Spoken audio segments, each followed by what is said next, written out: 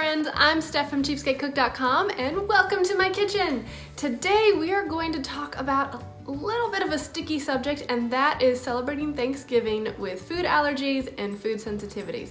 So when I tell people that for the last couple of years we have had a grain-free, dairy-free, egg-free Thanksgiving, most people feel sorry for us. And I get it, I totally get it. And actually the first thing that they usually say is, I can't imagine Thanksgiving without rolls. And I think it's really important for us to talk about this because I have been so impressed with the way that my family has handled food sensitivities and food allergies over Thanksgiving. So if you are facing a Thanksgiving with food allergies, I want to give you a couple of tips on how to do this successfully. First, there are so many strong emotions and expectations surrounding holidays and the food that we eat. And I don't think we should deny that that's there because it's very true. The connection between your brain and your emotions and tradition and the food that's on your table is very strong. For example, I grew up with a giant bowl of canned fruit cocktail on our Thanksgiving table. And I know that'll make some people cringe. You know the canned fruit that's like the grapes have been peeled, or maybe the skin was dissolved in the fruit syrup, and you've got those bright red cherries that have obviously been dyed with food dye, and then the yellow mush that nobody cares about. But the reality is that Thanksgiving does not feel the same without a little bowl of nasty, artificially colored fruit. You know what? It's not that gross. It was delicious. We all loved it as kids. But my point is, food means a lot to us when it comes to holidays. And so how do you navigate food allergies and food sensitivities when you come to these holidays, especially when you've got a huge group of people who have different opinions when it comes to food? So if you are facing the possibility of having an allergy-free, grain-free, dairy-free, gluten-free, egg-free, whatever free Thanksgiving, here are some tips to help set you up for success. First, let's be honest. It will not be the same, okay? We just need to say that because Thanksgiving does not feel the same without rolls, and that's fine. I will say, however, that the last couple of years that we have had grain-free Thanksgivings, I think it's been like 5 years now, that we have had grain-free, dairy-free, gluten-free, egg-free, with lots of keto options, Thanksgivings, have been some of the most delicious Thanksgivings I have ever had. And so I'm going to tell you why they were so delicious. Tip number 1, have really flavorful dishes.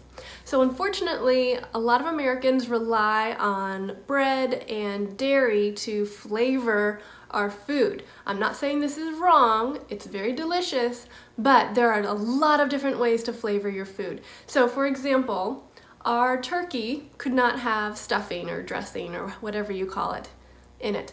And this was really disappointing to some people. But we found a recipe that used turkey sausage and turkey and all these different traditional Thanksgiving seasonings and rolled it all together, and it was delicious. It had all of the flavors and the comfort of turkey and stuffing without all of the allergies that were going to bother us. Over the years, we've found a whole collection of recipes that have helped us pack a powerful punch in the flavor department when it comes to Thanksgiving and make some of the best Thanksgiving meals I've ever had. So I linked to a bunch of recipes in the link in the description so you can check those out. Tip number 2, split the work. Like most family gatherings, we have a boatload of people, and it's not fair to ask 5 or 2 or 3 people to do all of the work. So every family chooses what dish they are going to bring to the family gathering, and we all choose it understanding that we will have to make maybe a few varieties of that particular dish, or we'll have to find like one dish that works for everyone. And if everyone is in agreement with this, it's no problem. If you have someone in your family who is not in agreement with this, maybe just give them the thing that's easy, like the mashed potatoes or the baked sweet potatoes, or just tell them, okay, you bring some rolls for you, whatever. It's about enjoying time together and not fighting about the food. For example, when I volunteered to bring pumpkin pie, I knew that all the pie would have to be gluten-free and dairy-free, and I knew that I would have to make at least one pie that was egg-free. I was willing to do that. I volunteered to do that, and it was delicious. And my family members who normally can't have pumpkin pie were so grateful that they had that option. Number 3, know your substitutions. Thanksgiving is not the time to test a recipe for the first time.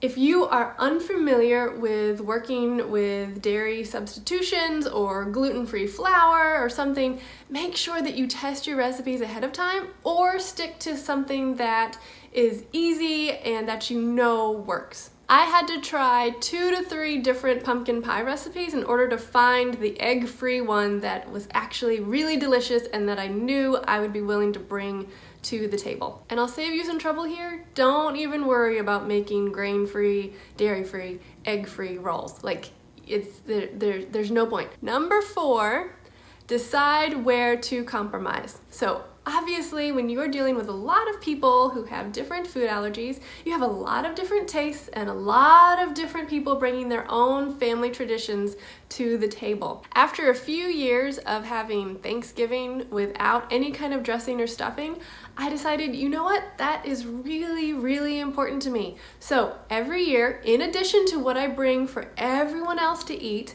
I bring a little batch of stuffing that all, 3 of us who can eat it can just have it and enjoy it, and nobody raises a fuss. Number 5, don't try to be healthy. I know that's counterintuitive to what we talk about most of the time, but remember that holidays are a time to indulge. And also, if it's going to make Uncle Jim happier if you use real sugar instead of trying to use maple syrup or honey in that particular dish, then go ahead and do that. It's okay to indulge a little bit on the holidays. Keep in mind that this is not going to work for every family. Everyone has their own weird funk in their family, and everybody has their different opinions and different difficult people to work with, or maybe some really congenial people.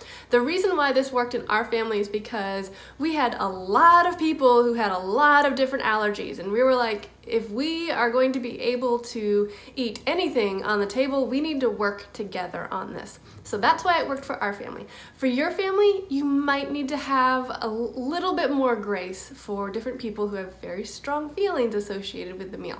So if this means that you have to bring your own food, I would just encourage you to be very gracious about that and to be very patient and to just remember what Thanksgiving is all about. It's about family, it's about gathering at the table, it's about being grateful, and it's about avoiding as much family drama as possible. Thanks for watching this video. Thank you to kitchenstewardship.com for collaborating with us, and I hope that these tips help you have a happy Thanksgiving. If you liked this video, don't forget to like it on the button below and subscribe so you can get more ways to save money and eat healthy.